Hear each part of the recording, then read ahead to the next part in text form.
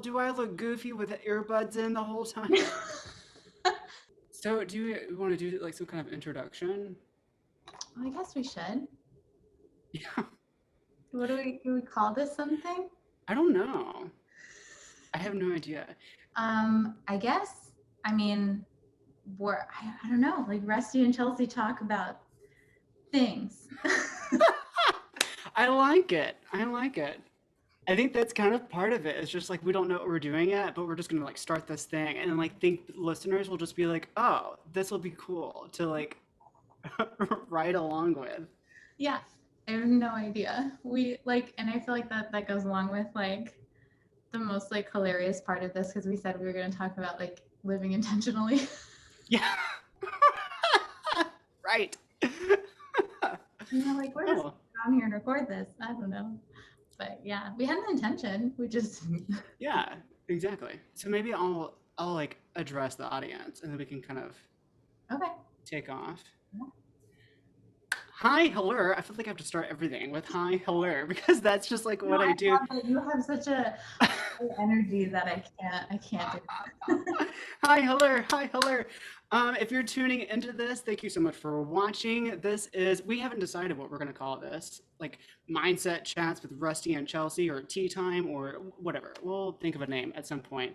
Um, but I'm Rusty Holmes, sitting here with Chelsea Tanner, and we are planning on having a super awesome conversation today and kind of hopefully start doing this a little bit more. Also, I have no idea where to look. There's just like cameras and things all around. I'm So I'm just looking at you on the screen.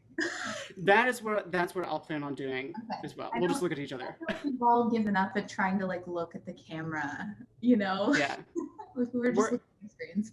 yeah, we're a year into this pandemic. We're all used to the virtual thing. If you're watching this, know that we're also trying to talk to you wherever you are looking at us.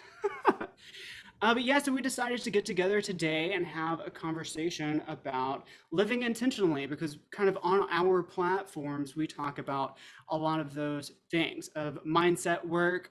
Chelsea, and I'm sure you'll talk about this a lot, of just kind of becoming a life coach and really working on mindset. And that is, of course, a thing that I'm all about. So I'm like so excited to have this conversation actually. Like I've been giddy about it all morning. It's just like this is like the bread and butter of like what we do as musicians. So it's gonna be so fun. Yeah, I agree. I'm like really excited about it. And I was thinking about it too. And sort of like something that's really not talked about at all, like in our industry. And like we can be intentional and have intentions, but there's like a set way to have a music career. And like people usually just follow that. So I think this is a really great place to kind of start, especially within the global pandemic, because like there's no path anymore. Right. Yeah, maybe that's like a good kicking off spot because you kind of got into life coaching and this whole thing of intention and through the pandemic. So why don't you like share your story about how you got into this new chapter of career? Yeah. Well, I was a visiting professor last year, got my DMA from UT Austin, also in tandem with you. Yeah, um, I guess we should tell people that's how we know each other, by yeah, the way, is because Chelsea and I had like office spaces right next to each other and would bump into each other in between lessons with like a cup of coffee, like, are you making it? Are you alive? Are you good? yeah, we just like check in everyone. Yeah, I appreciated that. That felt like my social life. Yeah, right. It's like come up for air from teaching. Oh, you're also Right, right. Yeah, exactly. yeah. I mean, yeah, and I think the reason I got into life coaching is because I was facing a lot of well, I didn't get the tenure track position that I had applied for at the visiting job I was at. I was not granted a live interview for it, and I had a really hard time dealing with that. As someone who, and I really think putting your best work out there, and I really felt like my best work was out there, being that professor for a year, and just to have it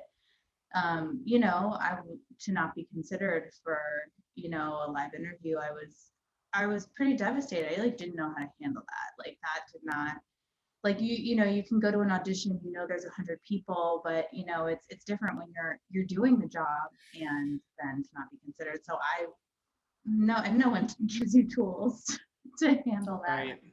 And so it was sort of like facing all of that, and really I was sort of like reaching for any helpery I could find, you know, at that time. And I found life coaching and the tools and sort of, you know, grappling with like life and like skills in which, how do you see the world, like how do you think about the world, what can you do to sort of like, you know, actually think on purpose and notice what you're thinking and being able to be aware of all that stuff. And it's like, I'm feeling bad because of thoughts that I'm having, right? Like, and Right. there's something so powerful about that, because then I was like, oh, like, you know, this isn't forever.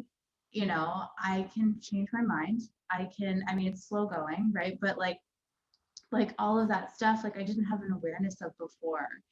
And I didn't really know sort of, which is so weird to say, but like the process of like your thoughts create your emotions and they drive your actions and Yeah. results. Like no one tells us this stuff. We're all just sort of like Well, going, and I love that you just kind of made the parallel with like this affects everything in your life, because it wasn't just like you not getting this job and like figuring out the emotions and like how to deal with that. It like is a life skill that kind of goes throughout everything that you do in your life. And I think that's a really cool way of practicing it as well. You know, practicing it outside of music is what helps you kind of bring those skill sets of being intentional into the field of music as well.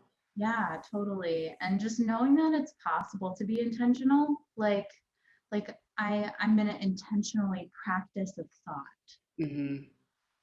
I had never heard of that concept before, like 2 years ago. And it's just like that, but it's such an integral part of my life now, where it's like I want to believe what I want to believe for myself, you know, not to like get a job or do a thing, but like so I can be cool and chill with myself, you know, like that was such a big part of it. And I think yeah, that's sort of, I got into it sort of at a point where I just didn't know how to deal. I had a lot of like habits around like, you know, around other things that I would use to not like feel negative emotions, and like, you know, like eating or, you know, like things like that, where I just didn't have a handle on it. And it was like through those things that like, oh, the core of this is all very similar. I can apply it to so many different things. And yeah, and so I went through that, and you know, sort of like fell in love with this program. And now I'll be probably certified as a life coach in about a month. But yeah. That's so exciting. And so just so everybody is kind of aware, what was the life coaching like it was the coach school, correct, that you Yeah. went through? Mhm. Yeah, so the life coach school is basically, and there's no technical certifications. You don't need to be certified as a life coach to like call yourself a life coach. So, but I was really interested in it for the experience. So this program is 6 months with weekly classes, and it's like school.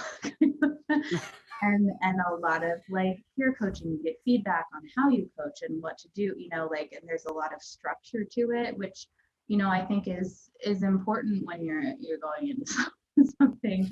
And it's sort of interesting because like, how do you coach? And I found a lot of parallels of like, how do I teach?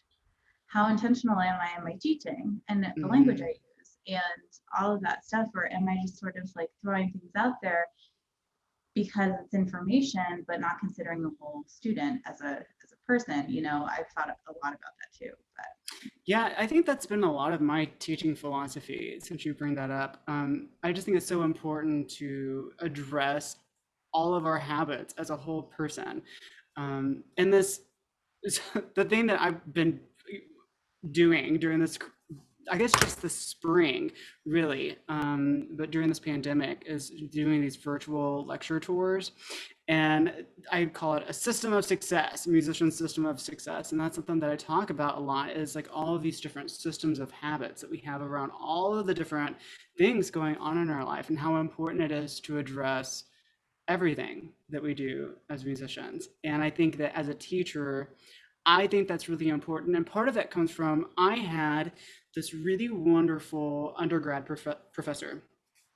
Shout out to Lynette Compton. I just think that she absolutely changed my life and taught me like how important, like how unimportant it is to be really great at your instrument and to be able to play your scales at a certain tempo and to have, beautiful articulations. Like that's all great. And but those are so insignificant in the grand scheme of being a good colleague, taking care of your mental headspace, your mindset, learning to grow and develop yourself as a person. That's what carries you through a career, not learning how to play your instrument better.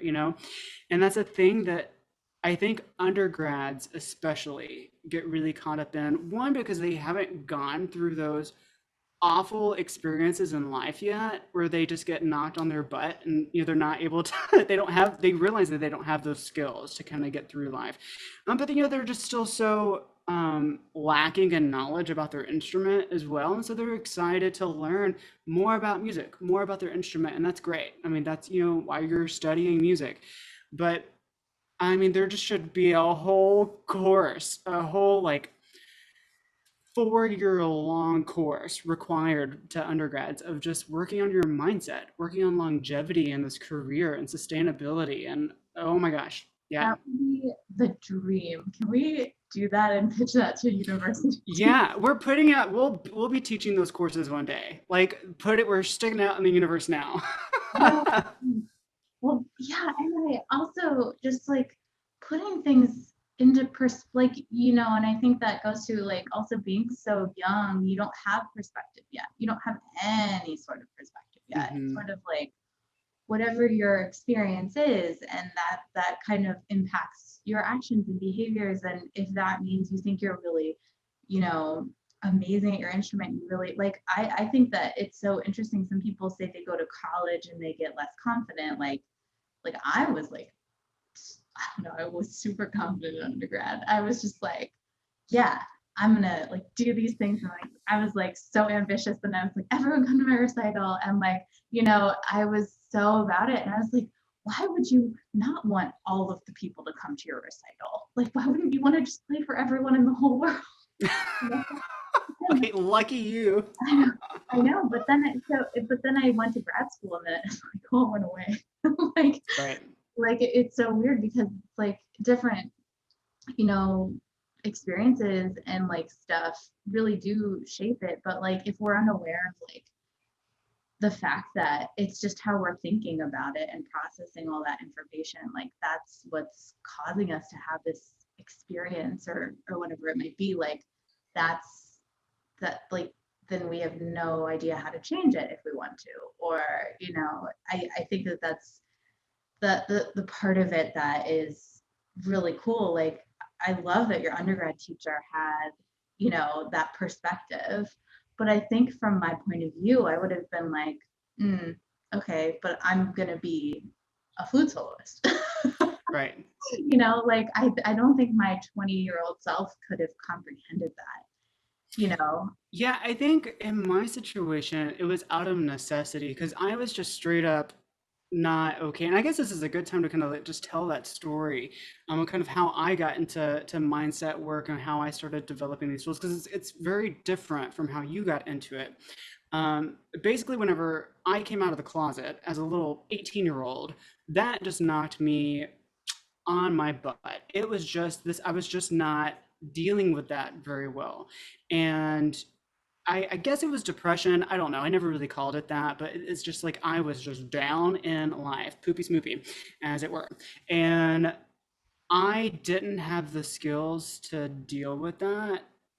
And at some point, I just realized like, if I'm going to go forward and be happy, I have to like choose that and then start doing stuff that is in line with like making my life happy and accepting myself. And so that kind of started this personal development journey of just like like mine came from self-worth. Like I just needed to feel good enough as a person, as a human being. I just needed to feel good enough, which I think is where a lot of this kind of originates from, for both of us.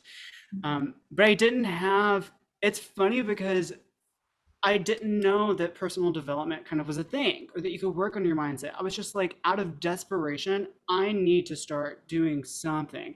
So slowly but surely, I started like stumbling upon all the different things that you can do, affirmations and journaling a lot, and um, just pumping yourself up. A lot of mine was just like watching a lot of motivation, a lot of videos of just being like, you're good enough, you can do anything you put your mind to, which I still need and I still subscribe to a lot of just like and now I understand that to be an exercise, kind of seeking out that motivation and getting yourself motivated by intentionally seeking out those external sources. But slowly but surely, I mean, that was 10 years ago that I first kind of needed to start building the skill set. And slowly but surely, I've developed this like internal coach for myself that has all of these different tools that I found out help all of these different kind of mental muscles and building your mindset. And yeah, and I was so fortunate to have my undergrad professor lead me through that because I came out to her and was just like, I can't function. Like, I don't know, like, I was coming to my lessons completely, like, hadn't touched my instrument. I was like not doing well in my classes. And this, I think lots of people can, that resonates, people, whether a death happens in your family, whether you don't get the job that you wanted, you don't win an audition, bomb a recital, whatever it is, we all know that feeling of like, how do I function? How am I supposed to go sit in a practice room and play my instrument with this like, positive mindset when I feel like garbage in my life, Um, and I had a really great person, mentor, to kind of guide me through that. And it's funny because playing the horn was just never on my radar. I was like, I have to like fix myself as a person. That's all I want to do. And I was just like practicing because that's like what was going on in my life. And I went to school for education. So for a long time, performance wasn't even on my radar. But I always had this kind of healthy relationship with practicing because it was so low on the totem pole. It's like I got bigger fish to fry. I gotta like take care of myself. That's so incredible. Like, I don't know. That's so interesting. Like, I love that was your first priority. Was like, I gotta get this under control. Yeah, well, and just to be very clear, it was out of necessity. It was Yeah. like I have to make this decision to like move in a positive direction. Mhm. Yeah, and I love that you said like also it's something you decide, you know, where I think because a lot of people and the way I dealt with my insecurities sometimes was to practice more and try to do more things and win more competitions and play a million auditions and go to summer festivals and like, like I tried to externally validate that way. I think you spoke to something which was like the not good enough like thing. Let's talk about it. Oh, Let's get into it. I literally coached myself on this morning. like like I think that it's so interesting and that was really telling is I've been doing this, like you said, like self-coaching, like I do that every day. And even Mhm. still, I'll have moments where I get so upset at myself. Like, you're not responsible, you're inadequate, like there's no way you can do this, you're totally not good enough. It's just like it's ongoing. And whether it's about flute or music or about like a just silly mistake I made in my life today, like I think it's sort of like it always there's like such an ebb and a flow. And like that's why I love what you say about like it's a practice, it's a fitness, it's something Yeah. that has to like you have to take out the garbage. So, what does that look like for you? Like, whenever you're coaching yourself on, like, I don't feel adequate, I don't feel good enough, what does that look like for you? Well, I'll use this example because it's so silly. This morning it'll usually happen either I'll wake up anxious, I don't know why, I have to like sort of discover like what is happening. Hmm.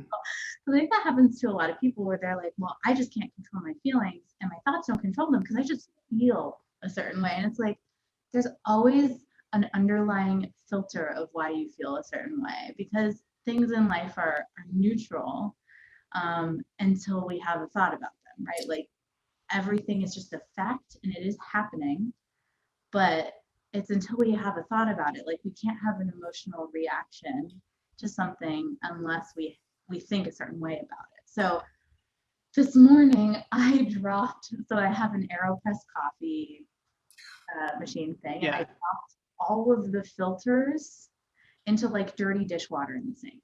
So like this pack of filters. So it was just, Yeah. and to some other people, that would So be like whatever, little accident. no big deal. I was furious with myself. I got defensive and I was like, these aren't even my dishes to do. Why am I even doing them? I'm always the one that makes coffee. Like oh my god. Okay, I have to step back. Something's going on. But I if I make a mistake, and that's such a window into my brain, but like if I make a mistake or I think I'm irresponsible. I really please that myself. I'm like, I can't be an adult. I can't handle my life. I'm irresponsible. And I feel terrible, when I Yeah. think that. And it's sort of like, for me, I had to be like, well, what happened? And I write it down. Like, what are my thoughts about it? And I just start like writing stream of consciousness, all of these things, like, and all that stuff. And then I break it down into like, here's my thought. And this is how this thought made me feel. And what are the actions that I took from there? And I write all those down. I'm like, what's the result of those actions? And so I sort of get to look at it objectively on paper and say, like, wow, okay, like this is how my brain is operating right now. And, maybe, and then I journal that a little further, maybe put a different thought in that sort of model, and then sort of go through and see, like, okay, the fact that I drop filters in the sink is neutral. Yeah. And is this really how I want to be reacting to things? And that helped me gain a lot of awareness, because I think I do get mad at myself a lot if I make a mistake. And in music, I've done a lot of that work, but in other parts of my life, I have not addressed things. So Interesting. yeah, so I think for me, it's really just being able to write stuff down and being able to look at it like these are sentences on a page, just like my thoughts are just sentences in my mind, and being able to sort of like take a step back and really look at that, because it's so Yeah. Well, yeah. well, let's talk about it more, because we both talk about journaling a lot, and I love journaling. It's been a part of my life just forever. And anybody who like knows me personally or follows me on social media knows this. I am a journaler. So what does it look like for anybody wanting to get into journaling? What does that look like? How do you approach journaling? Because I think that's a really awkward thing for people to like write down, like, I dropped filters into dirty dishwater. How, like, why? Like, I don't think people Yeah. have that skill set. And so if somebody's just trying to get into journaling, what does that look like? Yeah, I mean, I would say honesty is like the number one thing. Like it's absurd that I'm like gonna post this online that like I had that reaction to it. Hmm. But I've also done much bigger things that were mistakes and had an even worse reaction. This is just a microcosm of that. Right. And any awareness I can gain, that's what I want, right? Like I think sometimes, and this is where I think like there's such a thing as like toxic positivity and like good vibes only, and we should have a positive mindset. And like, of course, the goal is to build a net positive mindset, but there are moments where it's not going to be that. But also, like, being able to write down the thoughts that are not positive, Hmm. really getting honest. Like, for me, that means I can't have a certain aesthetic to my journals, which I'm an aesthetically oriented person. I love when things are like neat and like That whatever. is something that I admire about all of your social media presence, by the way. It is very pretty. It is Yeah, very pretty to look at. look at my online presence at all. It's very cohesive. Like, but my journals are messy sometimes, like, and I have to allow myself to do that. I can't care how it looks. Maybe I'll use the same pen, but like, if I think it has to be perfect or neat, like this is the time for my brain to be messy and for me to be honest about just like the darknesses that might live there. Hmm. just still in there and I just want to like write down positive things, like I'm probably not going to get to the root of what's causing certain things. So for me, like if I feel jealous or if I feel anxious or I feel defeated or any of those emotions, there's some thoughts in there that aren't going to be pretty, like that are causing And thoughts. then I think it's important to point out that you have to dig for. Like, that's why you go to a journal. Because I think that some people think, like, I'm feeling this certain way, but if I write, like, what am I going to write down? You know? But Yeah, that's the thing, is that you have to kind of start digging through all of those thoughts. And um, I think whenever you like show up to a journal, that can be a very awkward thing to start digging in that stuff. And it feels like you, since you're writing it down, it has to be perfect. Like you were talking about, it has to be like aesthetically pleasing, where it has to like make sense. And I just want to say that for people listening, that it doesn't have to make sense. I will sometimes be journaling mid sentence, have a thought, I gotta like I need to like workshop that new thing. And it's like I won't even finish that sentence. I don't care. I'm not like a lot of the time I don't even go back and read. It's about me dumping. I just, it's getting it out in a really methodical way. And I think for anybody who has like racing thoughts, journaling is the way to go because it kind of makes you like slow them down one by one. And it's mhm, like, okay, I can put this one out of my mind. It's right there. If I want to look at it again, I can, but it's not up here anymore. It's on paper. So yeah, totally. I mean, and I think also like what you said about like you don't know what to write down, anything, all. anything, Like I literally, and that's what I use my flute journal now for. Like if I'm practicing, it used to be like to check off all the things that I've done and like write notes, and now it's sort of like I'll have moments of frustration. I'm like, there's no freaking way I can do this. I'm such a failure. I can't, but that's living in my mind on a certain level at some times. And so hmm getting it out and like even scribbling it down in rage, like that's helpful in some way so that I'm not stewing on it, right. and I also think especially for this awareness thing and like just being aware and being able to get your thoughts out on paper, it doesn't mean anything about you that you have thoughts. Like we all think that like, oh, they're my thoughts, and We love to identify with the ego. We just love to.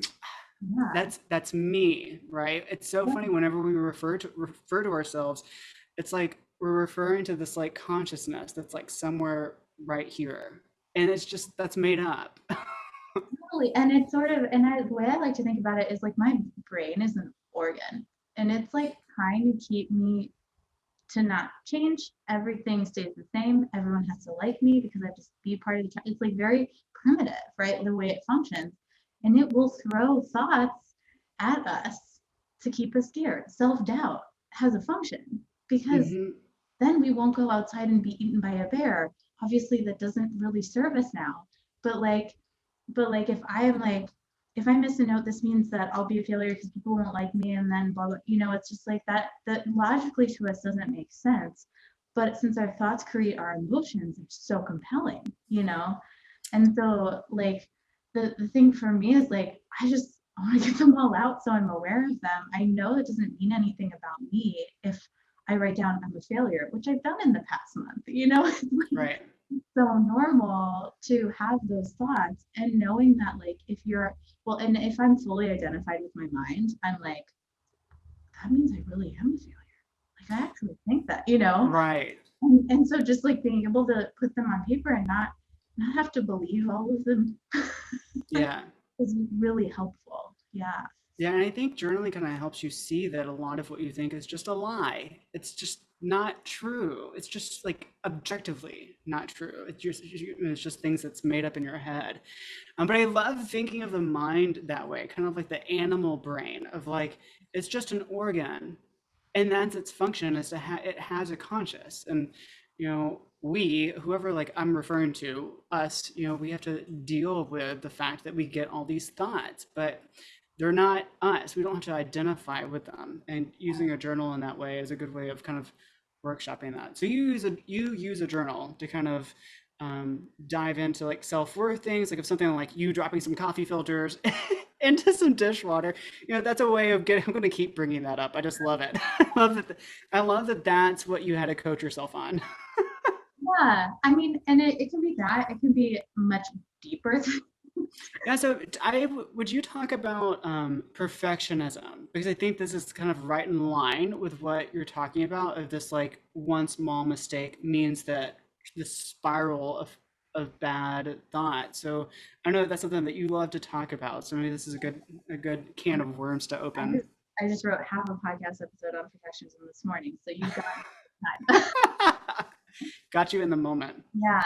Well, I think it's perfectionism. There's so many things I could say about it, but as it relates to sort of making mistakes, it kind of leads to a lot of all or nothing thinking. So like it's perfect or it's not perfect. There's no kind of perfect, you know? Like perfect is the absence of flaws. Like by definition in the dictionary, to perfect is to, to have the absence of flaws or defects or errors, right? So it's not actually a thing, it's the absence of something. And I think that can be really dangerous because then we're only thinking about what's wrong, right? Like if we're in Right. our lives and we're like, I can't do anything wrong, which like I'm kind of the queen of that sometimes, right? Like I definitely live my life like that for a really long time. I'm like recovering from it and seeing like that's a perfect example of that where I'm like, this means I'm incompetent or like inadequate, like and no, it doesn't. I make my brain is just reacting that way. And when we have this sort of like all or nothing thinking, I think it's so hard to get out of that because it's like, well, what do I think about then? Right? Like if I'm not just thinking about everything that could go wrong in the practice room, I'm not thinking about like, if we're talking in music terms, like what are you making missing notes mean? Mm. What if it is imperfect? Like what are we making that mean? And I've talked to several musicians who are like, oh, it means I failed, you know? And those are some high stakes. Right. Those, like if that's your operating system, that's pretty incredibly hard to sort of achieve, right? And like, and so when we think of like all or nothing, it's like, oh, I do it perfect or it's terrible. Like, I don't know if you've seen Talladega Nights. I haven't. He's like a race car driver. He's like, if you're not first, you're last. It's like his motto or whatever. And I always think about that. I'm just like, so many musicians operate that way. Like, and I think it's so hard to navigate that because we're not even trying to create something intentionally, which is so perfectly tied into the theme. But like for me now, if I don't, I have to build sort of an expectation of what I want something to sound like, right? And Hmm. then it's either matching that or it isn't, and then I can get curious about it. Like, is it like what don't I like about it? Like maybe I could put vibrato on this note, or you know maybe I could switch like the focal point of this phrase or something like that. But if I'm like, oh, this was right or wrong, or this was perfect or imperfect, like what does that mean? And how do we actually make an impact that way if we're all just trying to not be wrong? Yeah. Yeah. It's funny.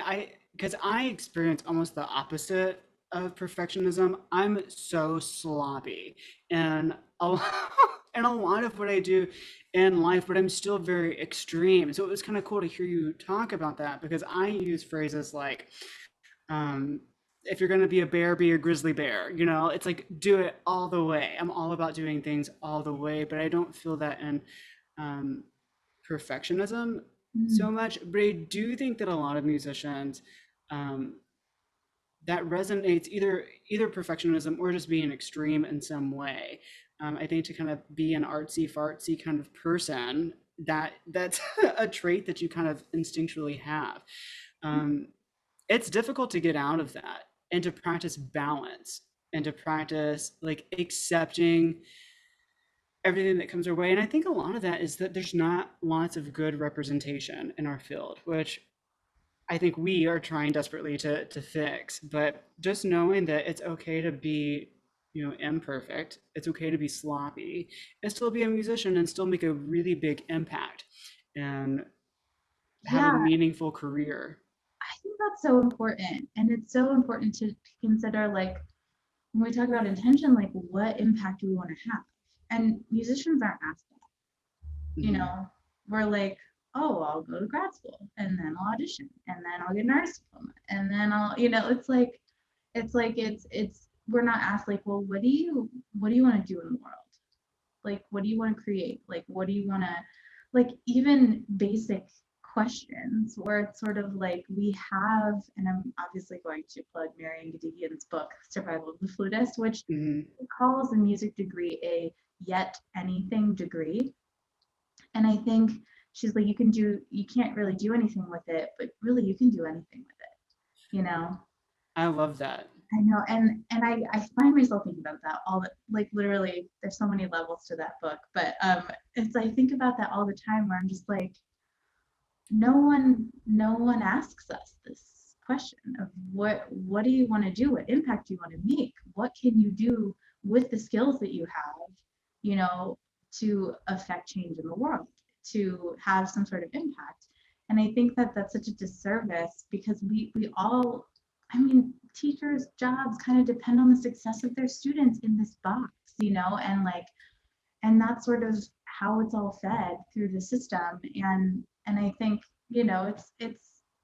it's how it is, but doesn't have to be how it always is. And I think, Yeah. I don't know.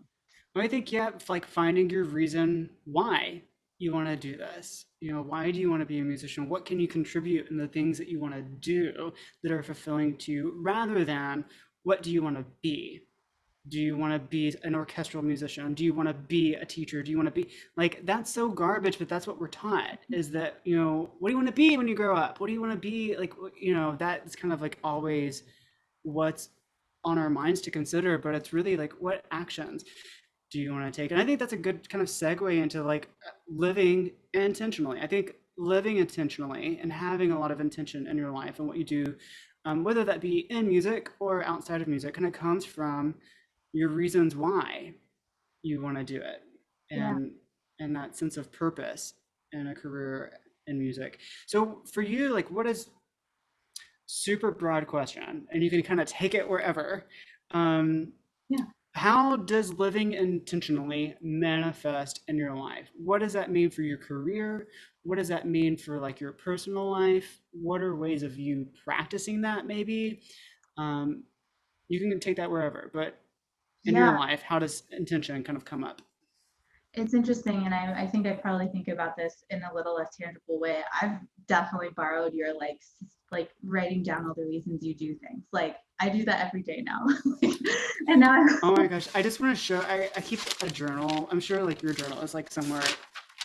Yeah, it's just always around now, but look, it's this whole page of just reasons yeah. that I write down every day. I love that you started doing that. It's like a Yeah. personal creed. It's like this is what I subscribe to in my life.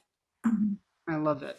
Yeah, I've been doing that, and also like thinking about that in a way that's not, and I know you said on your Instagram live, like, you have goals that are process based, which I think is so important. And that's the thing that I think we all forget about. And as musicians, we can get lost in confusion of like, I'm supposed to be intentional, but I have no deciding factor in the outcome of this audition or whatever it may be. Like, I can be intentional about the audition, but I can't decide it, you know? And I think we can get confused sometimes by like, that's what I mean by intentional. But like for me now, outcomes have no role in my intentions. Like if Yeah. I want to, and I have to really consider like why I do things now. Like why am I, and I started running because I'm practicing discomfort. Like Oh this, yeah. Oh, I can't wait to just like dig and talk about all this stuff. I just want to back up to what you just said though. Do outcomes have any part of your life anymore? um, well, like I will set goals, but and like number goals. Like I want this many people to participate in this program that I have, or whatever Hmm. be. Like I'll have those goals. Um, but for me that and then for me that's just gathering information afterward. Like it will have an outcome. Right, right. Sort of like like in practicing, I always think about like if I crack a note, that's information. My air went too fast, whatever. Like I kind of think of it more analytically and not having it like mean something about myself Hmm. or what I offer. But I also practice really intentionally, like, what do I think? Like, what do I want to think about this program? Like, what do I want about think about this thing that I'm offering? All of that stuff because like that's what I practice. And then the outcome is not up to me. So I try to like not incorporate the outcome into my practice or be like I can Hmm. visualize it happening and yeah, that's great. But if it doesn't, I also need to like that's okay. Yeah, it kind of makes it like a science experiment at that point, Right. where you're just like, whatever outcome, like I'm just taking that as data.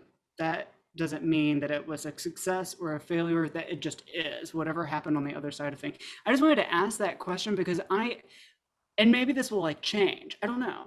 I don't know. We're young. Our life philosophies can change. But I think outcomes are very, very, very little in my life where I just don't care how things turn out. I'm all about like I want to show up to the process and I want that to be fulfilling and I want to have passion in what I'm doing. And as long as I have that, I'm good.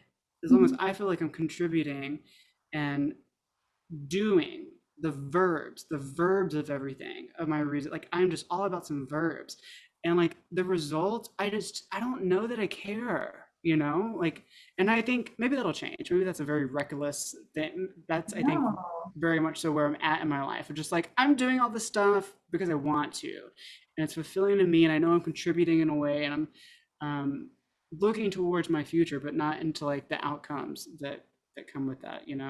Well, it's so interesting that you say that because I think another part of it for me is like really believing. I don't know if you do a lot of like future self stuff where you're like, what do I want my future self to be like? Like, who do I want to be? Not what do I want to do? You know, like Hmm. all of that stuff. And I'm like, I will have goals. I'll have long-term goals. But I don't care how long it takes for me to get there. That's how I know I believe in it. Like some people are Yeah. like, I have to get an mortgage job before I'm 30 or else I failed. It's Hmm. like, well, if you think that that's the thing that's going to fulfill you and sustain you and like that's the thing you want to do, why wouldn't you take an audition at 31? Like, why is this an arbitrary cutoff? I feel like we have goals, but like if I know I'm gonna win a job someday, like I don't, who knows? There's not even audition. Yeah. But if like hypothetically, someone knows they're gonna win a job one day, it's much easier to come at these setbacks, right? Like if we're thinking from the future, like I've won the job and this other audition just got me here. Yeah. I love talking about building that identity with your future self. Like you already are that person. You're just a few years or many, many, many years ahead of where that person is. And I love talking about this because I think like your future self, the person that you aspire to be, that person has like well, I hope that that person is just different from who you are now. Like, I think my future self is going to just be better at everything because of everything that I'm kind of doing now. So sometimes I think it can feel like really disconnected from who we want to be. It's like, I'm not good enough because I'm not this yet.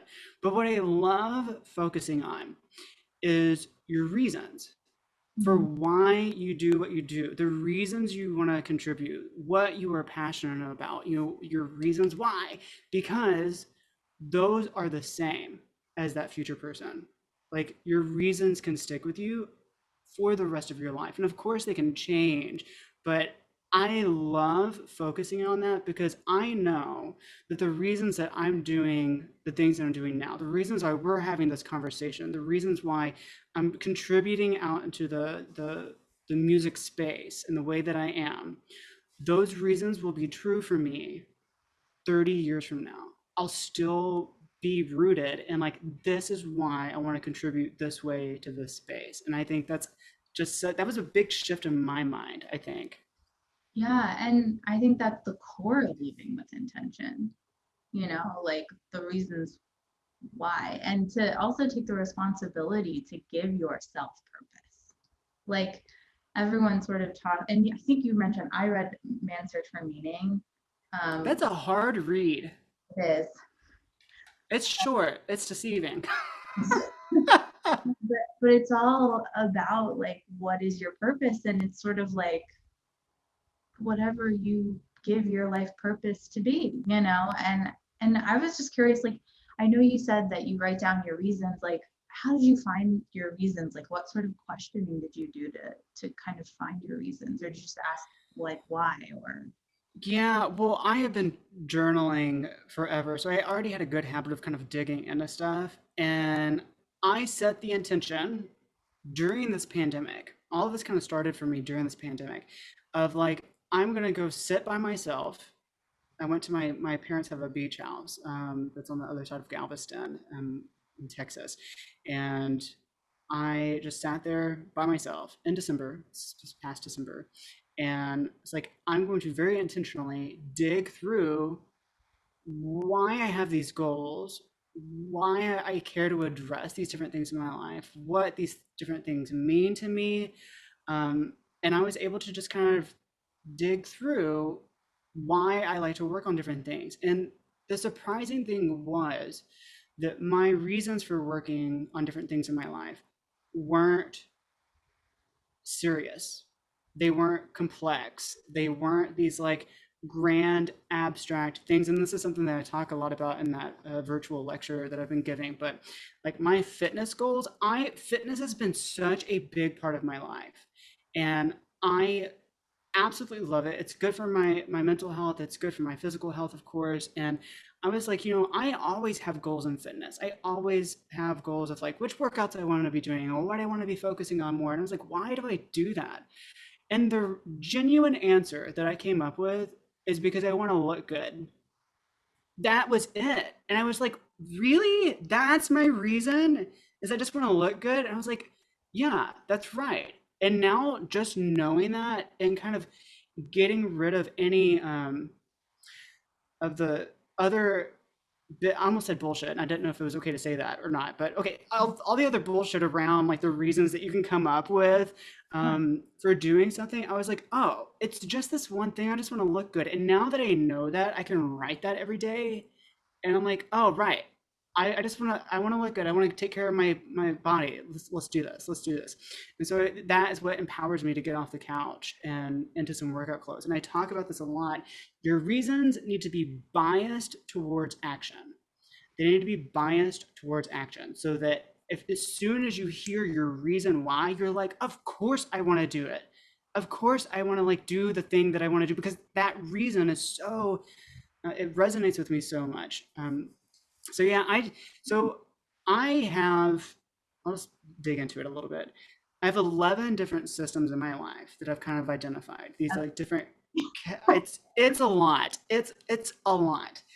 Um, but again, all this just came out of like journaling about all the different habits that I have in my life. And I was like, these are these 11 different things. My mindset, physical health, a morning routine, a night routine, music or playing my horn, relationships, compulsions, all of these kind of different categories. And I sat down and I had already kind of started developing this personal creed that I have at the same time that I was kind of coming up with all these different systems in my life. And it came to a point where like changes were happening in my life and it just felt so good. I felt like I was living with so much intention because I was reminding myself of my reasons why. And there was a couple of things that I wasn't happy with in my life. I had a work situation going on. I teach a gajillion middle school and high school students, and I was kind of frustrated with myself because I was trying to advocate for getting a pay raise, and we can dig into that later, but whatever. So I was having this like work issue, and it was just kind of always on my mind. And I was having a relationship in my life that I needed to deal with, a friendship that I needed to deal with, and didn't know how to go about that.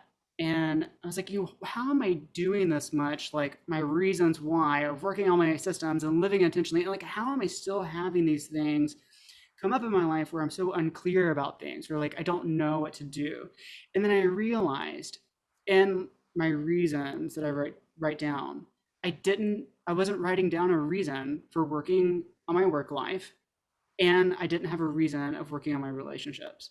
And Mm. as soon as I got clear on those and started writing those every day, I knew exactly what to do. It was profound to me that that worked so well, because it's like, oh, like practicing what I preach works. Like, this works.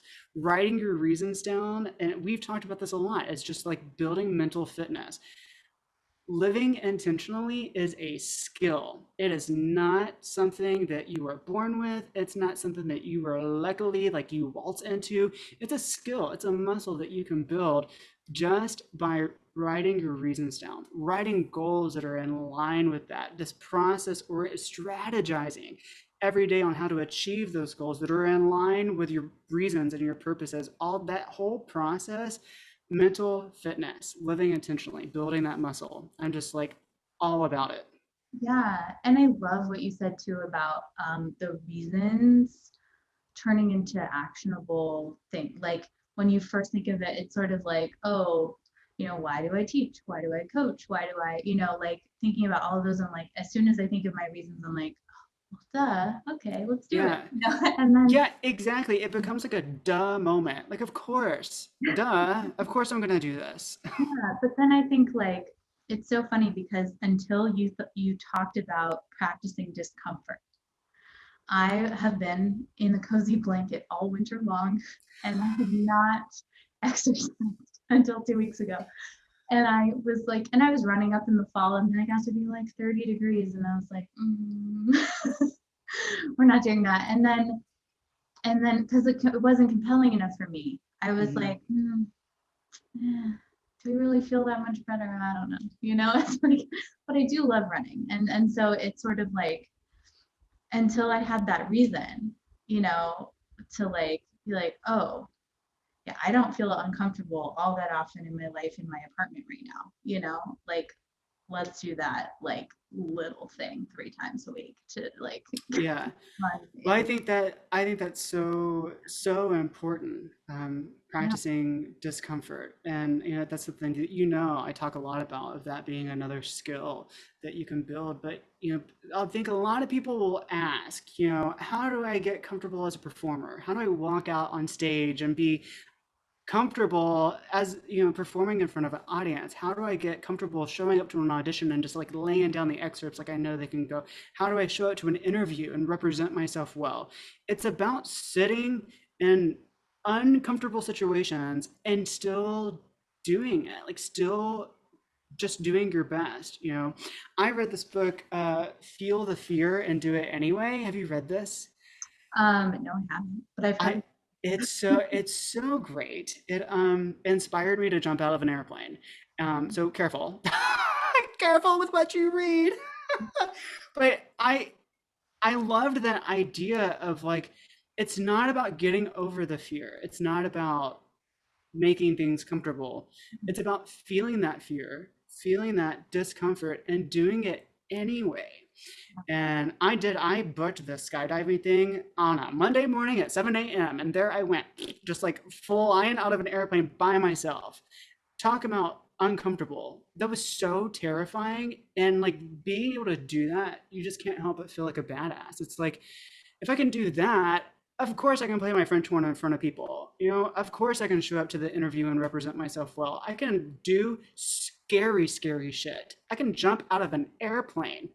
Right, like, and that's a thing too, though. I think emotional discomfort rather than physical discomfort, we have such a greater aversion to.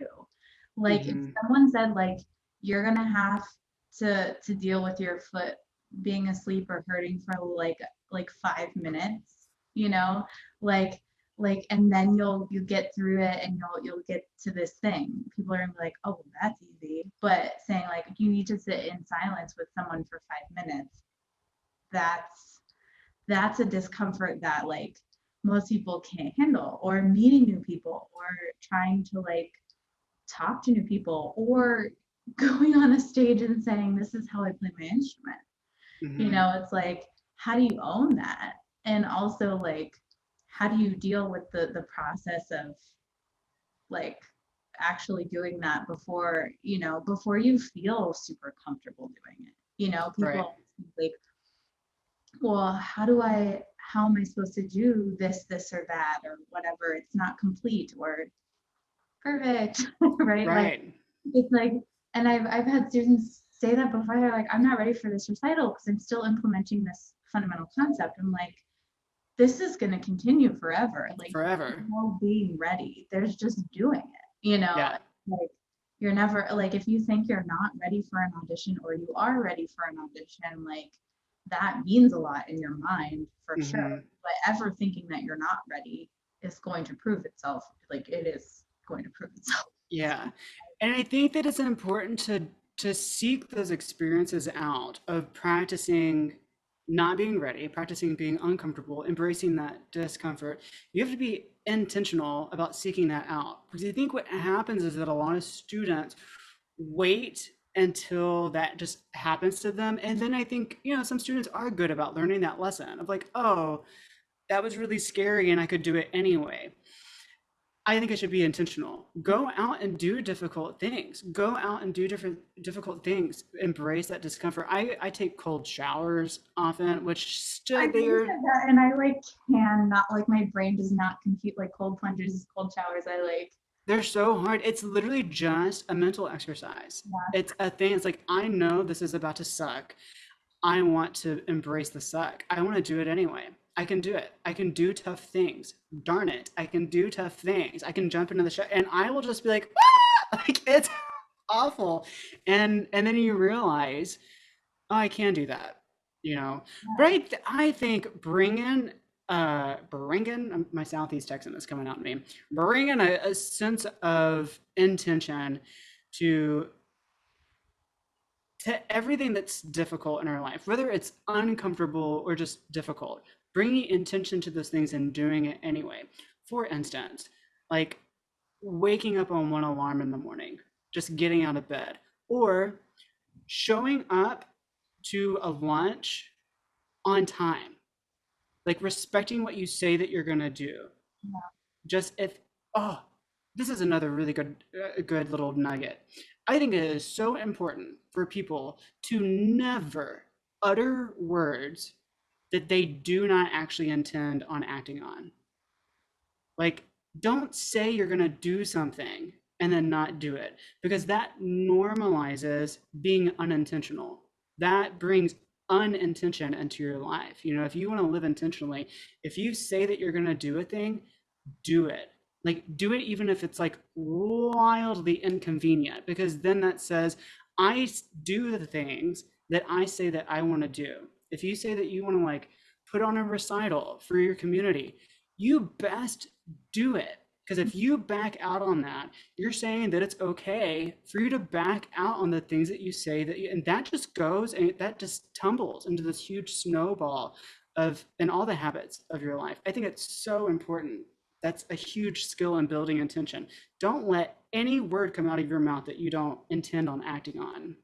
Well, also, I see this like accountability with yourself is something that's not talked about all that much, but I think it's so important where it's like, well, and I think also like to do that, like putting all of the systems and the whys and all of that stuff in place really intentionally is helpful. But like if you say you're going to practice from 2 to 3 p.m., that should be as important as if someone else were counting on you to show up then, you know, Mm-hmm. like like if you practice not holding yourself accountable to what you say you're going to do, that's what you're practicing, you know. Yeah, people make it an option. Mm-hmm. That's what people just make it optional. That's such an interesting concept to me because you can choose to make something like non-negotiable. Like, Mm-hmm. I'm going to do this. There is no option for opting out if I get to that point and don't feel like it. People wait on motivation to do stuff, which is garbage. Let's talk about it. Let's Yeah. talk about motivation because I think that people like us thrive on motivation. Like we feel motivated to do these things. Whenever you see our creative output, it's like they're so motivated to do. Let's dig in. Well, I'm laughing at that. Like I get that. I've gotten that question from students a lot. Like, how do you stay so motivated? And it's like, okay, do you, do you have some time? It's like, Right. well, what you said, you're literally motivating yourself whenever you write stuff down.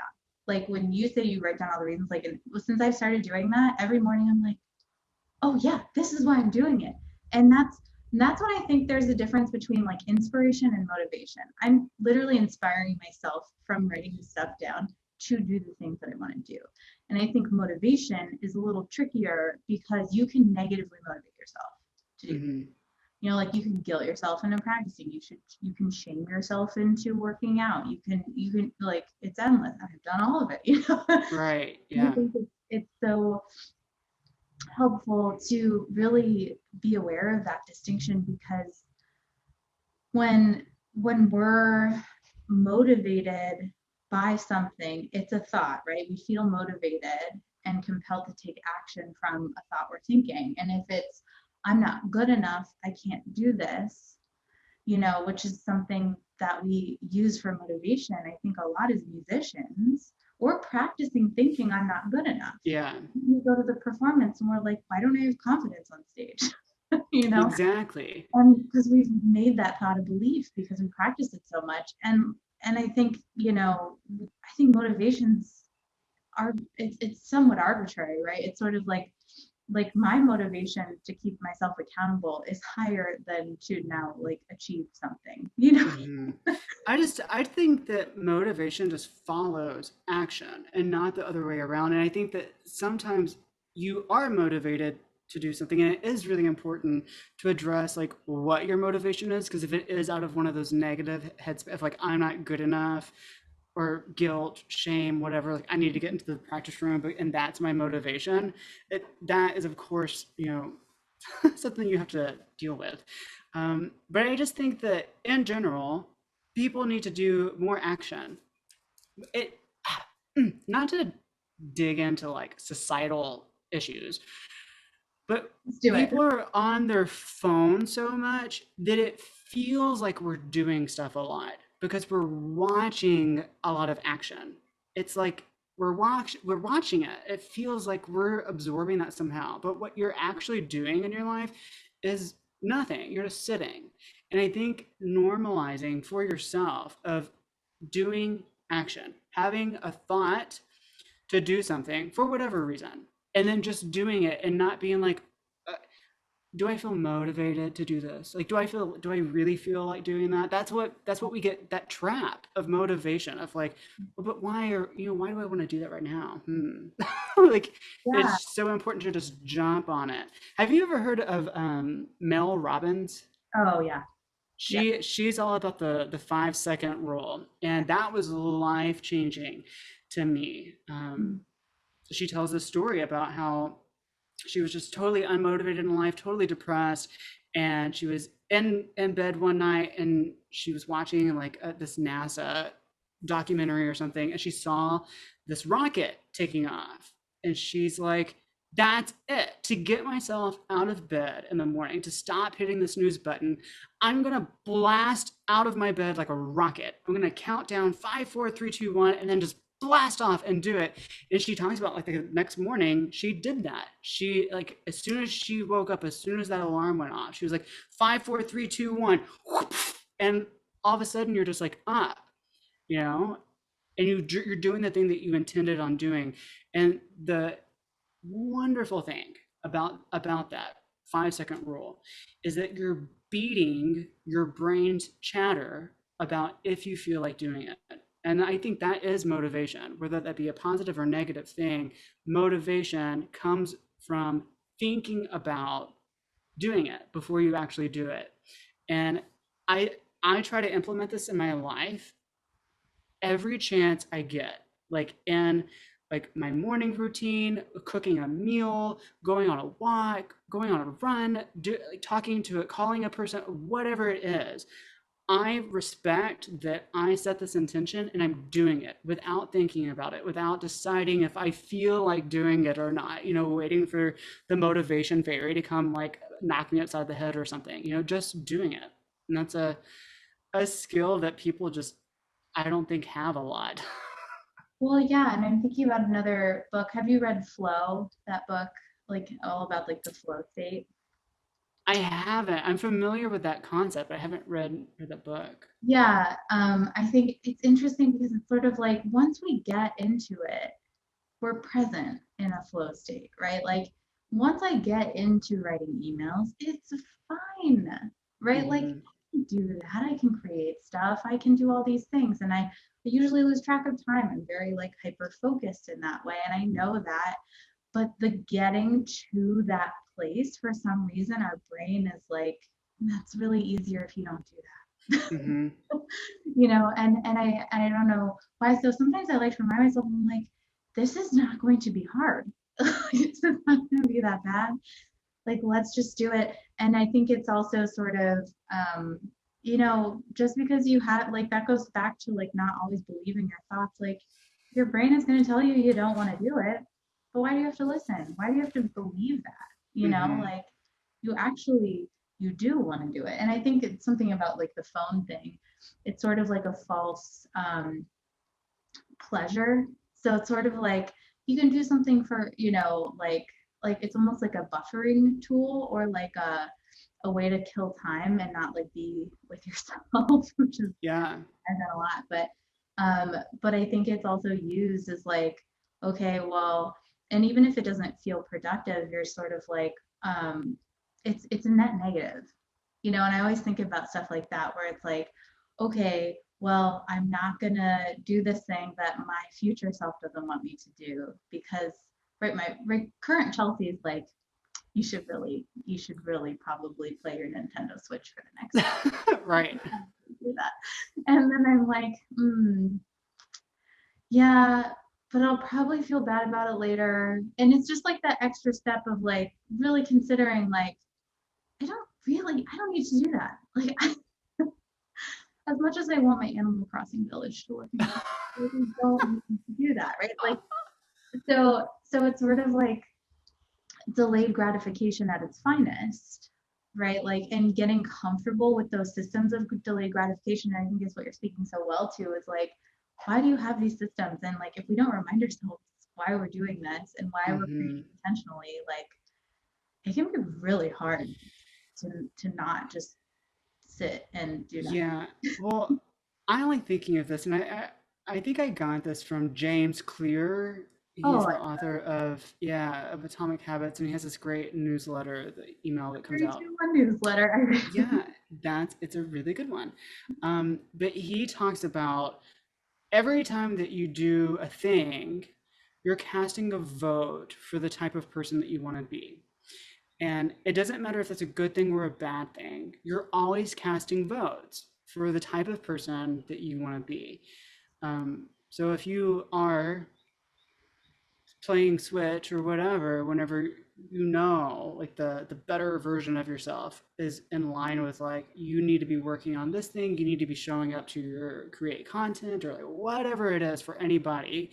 You need to be doing this thing, but you're choosing to like just continue to feel good and comfy doing like playing video games or whatever it is. You're casting a vote, like a solid vote for the person who does not do the things that they intend on doing and instead doing the opposite.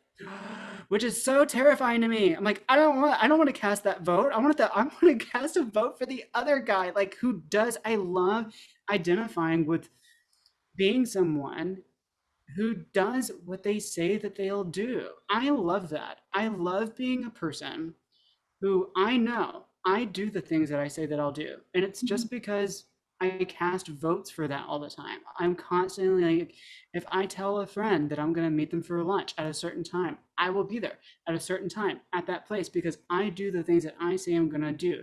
If I talk about whatever, doing what, even if it's like a wild thing, like jumping out of an airplane, that was just like a thought that I had and I said it. I'm like, oh, I have to do it. I just said that. crap, like I have to do it, but I love Mhm. being the kind of person who does the things that I say that I'll do. And you can just cast votes for that all the time. Yeah, I think that it's so crucial to think about also in terms of like, what we want to not only do, but like what we want to believe about ourselves. Like I've been doing a lot of work on like like I guess my definition of like having confidence or like whatever that might mean or like how I feel about myself is based on my opinion of myself. And really developing that intentionally also is sort of like super important. And I think it kind of goes along with that, which is like every time I like really, go in and like really believe that I'm a failure and let my mind wander without writing it down and like, not catching myself, it's sort of like I'm indulging for sure. Like Hmm. like when that happens and I know I have the tools to sort of get out of most things, but I think that it's also sort of like when you say like living with intention, that's so I mean, I love that you're doing that. For me, I'm not perfect at that.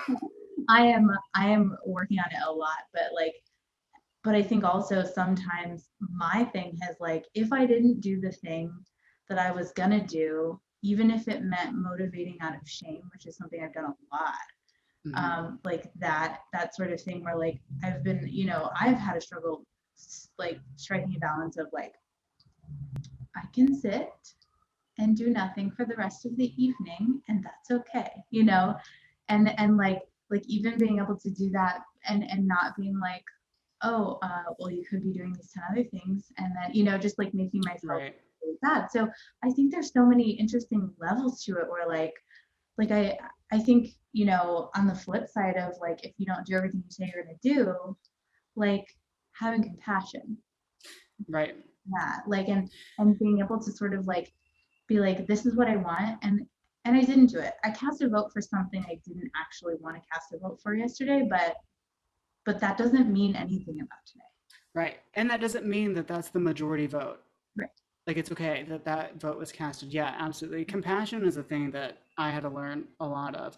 But and I just want to be really clear too, because I think that people watching this, what I don't I know that I come across as this like always firing, intentional, purposeful, passionate. Mhm. But I'm also very intentional about rest and downtime. And I have a whole system around downtime and like my hobbies and like even like later this afternoon, I'm gonna go take myself to see live music because there's this like outdoor venue doing live music and I haven't done that in a long time and that I don't have any business doing that. I have like lots of things going on, but I know that's gonna make me feel so good. Yeah. And I'm really intentional about that too, because I think that sometimes for musicians or just like highly productive people, taking downtime can feel very anxious. So I love reframing it as like I'm intending to do that. This is still a productive thing. I set this intention. I'm still living up to that standard that I have of living intentional, but that's me sitting on the couch for the rest of the day. Or I'm going to take myself out to see live music when I have other projects that I know I need to be getting to, or whatever that might be. Being intentional about that free time as well. Yeah, I think that's such a great point, and I think that it's also I used to have such mental drama around like not being productive, and I think I was a little workaholic-y, so I would try to not sit with myself and just Mm-hmm. productive because it's productive and whatever, but I think in the long run it was not good. It wasn't that negative. But like, cause that I think productivity can also be a false pleasure. Like we were talking about, like, oh, I could scroll TikTok. That's a false pleasure, right? It's a net negative. It's not toward your goals. You're not like living intentionally. Mm-hmm. It's sort of just like, but I don't know, just like spending time doing that. And I think that for me, like drawing that line of like this is for me and like making my work for me as opposed to my career, which I think is a different thing, you know, Right. and like really saying like, oh, I need to build my life around like what I want it to be, not what it should be, or what people say is the right number of hours to practice, or what people say is this or that. Because and I think that's why the self-help industry is so booming, is because everyone wants Hmm. answers. Everyone just wants a freaking like roadmap to like, this is exactly how you live. Right. That's like the Lego movie. I don't know if you've seen, I haven't seen that in a long time, but they get like directions every day on what to do, you know? Right. It's sort of like, that's what people want. They're like, well, what do we do? And I don't know how to do that, so I can't do that. And like, you know, and all these things sort of like, we just want a roadmap of like, what am I supposed to do? What's the right amount of time? But I think like taking ownership of that is another part of like really intentionally going after what you want, because it's like there's no right answer to that. Right. There's no Yeah. right amount of downtime or work time, you know? I just had this thought, and this is something that I heard from Alexi Pappas. Do you know this name? She was an Olympic runner, and she has this book called Bravey. She's just done recently a lot of really cool interviews, but she talks about this idea of like, you know, we are who we are, like at this very essential, very basic level. You just are yourself, and that foundation needs to be there. And then everything else in life is just playing around. It's just like playing on the playground. It's just a sandbox that you get to play around in. And I think that sometimes when people are striving to have like intention, like living intentionally, or whenever you're trying to, whatever, have the skill set, it's really easy to get into like, how do I use that to be a better musician? How do I use that to be a better musician? How do I use that in my career? How do I use that, for all these different things? When really it's developing that like personal growth, that personal development, like making yourself solid at your core, and then taking your whole self with those skills into the sandbox. Go and playing with the other kids in the sandbox with you and in the band, and then go in and like playing in the other sandbox with work, and then going and playing on the monkey bars with the kids and your relationships or whatever it is. But you're just bringing that skill set with you everywhere you go. You don't have to like build this thing of intention just around being a musician, or just around, it doesn't have to be so. Does that make sense? Am I making any Yeah, sense? I no, it think that's a good totally idea. does. And it reminds me of this thing like I um I was practicing this thought for a while, which and because I had a lot of mental drama and like do I deserve certain things or whatever in my life that I have, because I really like my life and I'm really questioning that, or like is this good enough, or like can I or am I was struggling with that, and then also sort of like how do I know if I make enough money or do enough things or do this or that, or like when is it good enough, is it what it's just like struggling with a sense of like worthiness Hmm. of like what am I doing. And it's sort of like the thing that I got coached on was like everyone's worthy. If I think about that applied to anyone else, I'm like, such a silly thing to like. Of course everyone's worthy. And then we came up with like I'm always worthy and everything else is just fun. you know it's sort of like, oh, I'm going to be this person in any circumstance, right? Hmm. And that's how it is. So everything else can just be fun. It is so easy to get so overwhelmingly stressed out. I think especially like in music school, some undergrads go through it. If they're like in marching band and whatever, like chamber music, and they're playing for large ensembles and they're getting ready for the lessons, and they have like, they're figuring out who they are in life too, like all that stuff at the same time, it can be very overwhelming. But it's just fun. I just think we are so lucky. We are so lucky. Like what we do as musicians, like what my job is, I go into a piece of metal. Are you kidding me? How lucky! How lucky! And I think having that perspective has helped me a lot, because then, if I miss a note on a recital, it's like I went into my piece of metal in the wrong way. Like it's fun. It's fun. What we get to do is so fun. Right. And sometimes with perfectionism and trying to be so intentional and all this stuff, it can feel not. It can just feel stressful, and everything is so high stakes. Yeah. Um, but Yeah, and it's all whipped cream. I know, yeah, and I think about that all the time. I'm just like, okay, if I don't like, what if I don't do it perfect? Like, first of all, no one has the same standards. Perfect doesn't exist. Like, Hmm. it's not something that's reasonable. And also like I think it can also be a way for people. I don't know. I just had this thought, like, not being perfect is a great motivator. Like I have to be perfect, so I have to practice. Let's go. I have to be perfect. You know, Hmm. Yeah. and that is such a losing game. Because it doesn't exist. But then also like I've played no perfect auditions, didn't advance. Like perfect notes don't mean anything. Yeah. Yeah. It's crazy, I And think. on the flip side of that, and I think we've talked about this before, but I have won auditions with like all kinds of mistakes, and you hear stories about that all the time. So like, yeah, carrying that idea of perfectionism with us is it's a lie, I guess. Yeah, and I think that also like accepting, like living with intention does not mean living perfectly also. Hmm. Like I think that when we're talking about intention, like I want to get to this place someday for myself. I want to be this person someday because I'm excited to be that person. I want to make this difference. And I've thought about all of those things. I think that's amazing. But also, like, at the same time, that doesn't have to be perfect.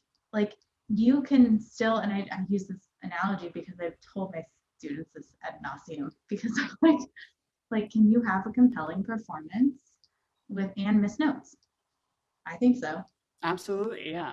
Like, because your intention is broader and more meaningful than any given note, Right. right? And I think that's true, like in this, like in just like living. It's like your intention with your life, it means more and can be lived out, more than, and if you don't do a thing here or there, or something slips or like whatever, that's okay. You can still like have that intention, but I think, it can still have impact. I feel like the part of perfectionism that people struggle with a lot is like the all or nothing. Like either I did this or it Yeah. meant nothing, and Right. that's a really hard way to live. So I think like taking this to be sort of like intention is a thing I think in perfectionism that's missing.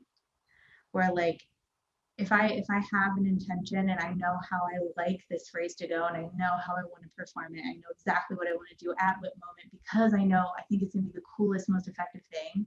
Like that's why I'm gonna play this phrase this way, not because I think people will like it or that it's right. Right. And I think that that's sort of like a cheesy analogy to life, but Yeah. I love it though. Yeah, and maybe this is a good way to kind of start winding down this conversation. What if we sit in like an hour or something? yeah, we're we're in it. I think, with hearing people like us talk, I think what can be discouraging to someone is like, that's a lot. Like, oh my gosh. Like, and that is the way that it's manifested in our lives. And of course, like, we're really passionate about that now. But just something that I would say to someone who is like, I like this idea of living with intention, but like, what? Like, how do you start on that? I think understanding that it's just like a thing to practice. It's not a way of being. It's just a thing to practice. And I think a great first step is to stop living by accident. Yeah, Just stop operating in your life by accident and always reacting like, oh my, like just acting like a pinball, just bouncing around to all the different situations in your life. Just stop that cycle. I think, for anybody who's looking to start building this muscle, just pause that game for a second and realize that you can have a little bit of control and just start practicing that, living not by accident, but like intending on navigating your life in a certain way and just building action around that. I think is a good simple way to kind of encapsulate everything that we Yeah, just said. totally. I mean, we love living with intention because it's meant so much to us, like, but also I think about, some people don't, and they're okay living with, just reacting. But if I think the thing comes in where it's sort of like knowing it is like possible to live with intention and really do whatever you want in your life is something that, like, for most people are told that that's unrealistic. And Hmm. I want to sort of that's sort of where I think, where it is realistic, but it's also not essential, but it's all just up to you. Like you can start with like one reason why you do one thing. And I feel like that's that's infinitely more than you did yesterday. Like Right. one reason. And like just taking little steps like that doesn't have to be perfect or all or nothing, or like I think about like if someone was thinking about this and like they're like, I'm gonna journal for 30 minutes every day. It's like, no, write down 2 sentences. Like, Hmm. Yeah, yeah, like, exactly. and just like start somewhere and like see what happens, but commit to the process, like you said, you know, of doing it, because like then you can explore what benefits it can have in your life. But if you never explore the process, there can be no outcome. Right. You just got to show up. And then I think show up the first time. I think somebody who watches this are going to be like, okay, I'm inspired. I'm going to do it. I'm going to do it. I'm going to write in my journal. Show up to day two. I think that's the key. Yeah. It's so easy to do it on day one when you're like, I'm deciding to do a thing. Show up to day two. For anybody listening to this, show up to day two. That's where progress can be made. Just showing up again. Yes, absolutely. Totally. Big sigh of relief after getting Yeah, through all of this. It's like, dang, we had a lot to get off our chest. we do. Well, I feel like it's so because I never I don't have any. There aren't a lot of musicians that talk about this Hmm. in such an in-depth way where you're looking at like the whole thing. And I don't know if that's because we don't feel valid enough. And I thought about this like when I do lectures at schools and stuff. Like I'm talking, I'm not talking about music. Like when I do this, I'm like, how do you empower yourself? How do you think about things in the practice? What tools can you use to like build confidence for yourself intentionally? Like, how do you do all this stuff? And it has nothing to do with notes or or anything. Yeah, It has nothing to do with all the graduate school classes that I took. And I think sometimes we can think like, does this have a place here? But I think it is like more rudimentary than anything else, because if we're not creating lives for ourselves as musicians that are sustainable, like what what are we yeah. doing? And I think that is kind of a purpose that resonates with both of us, Yeah. is just providing that type of education to students. And that's what we're doing here now, having this conversation, allowing people to kind of like hear this when it's not so readily available, and helping people understand that you're a whole person. You're a whole person. And developing yourself as a whole person is how you have kind of a sustainable career in music, how you go forward with passion and purpose and intention and make this career something that you want it to be. Just think of all the little like worthy kids who will be running around, talking about these kind of concepts, having this sense of worth, of self-worth, bringing that to the music field. I think I'm just so looking forward to it. Just like and that's like the thing where I'm just like, what if we just like empowered ourselves as musicians? Like for me, that's like the pinnacle. Like for That's all I need. I just If you just tell me that I can do it, I'm like, you're right, I can do it. Mm. well, yeah, and I think also like if we feel worthy ourselves as musicians and identifying as musicians, not only like for ourselves but like in society and advocating for ourselves and not being afraid to like tell people what we do and the impact we can make. But Hmm. once again, if we haven't decided that, that's hard to do. But Right. it's just like how the music world can change if we all sort of like take that upon ourselves to be like, how can I, through the vehicle of what I know and my skills, like impact the world in a really compelling way? Because then we get into like really empowered musicians, which is something that I don't think is happening in like the current system in place necessarily all the time. Right. Yeah. I love that. Maybe that could be like a topic of another chat. Just being an empowered musician and all the ins and outs. I mean, we talked about so much of that today, but what that means and how that looks, you know, Yeah. that might be a good future topic. Yeah. I like that one. I'm so passionate about that. I Yeah. have to tell, okay, so I think we should wrap, Yeah. but I have to tell everybody before we get out of here that I know I look incredibly sunburnt this whole time. It's just because my AC is, I can't turn on my AC, and I am rather hot up in this apartment, which is funny because we were just talking before this conversation, like Chelsea, you're like freezing. I'm down in Austin, Texas, and you're up. I'm in Brooklyn. Yeah. It's a little different. So it's like 80 degrees outside right now or something. Yeah. It's almost 40 here. So that's good. Gross. Gross. All right. Well, awesome conversation. We'll have to think of a title for anyone watching this. Help us think of a title, kind of brainstorm with us. Thank you for watching this. And I guess go forth, be awesome. Don't do anything I wouldn't do. Chase your damn dreams. I have to do like my sign off, I feel I love like. it. Please do. And we'll see you guys soon.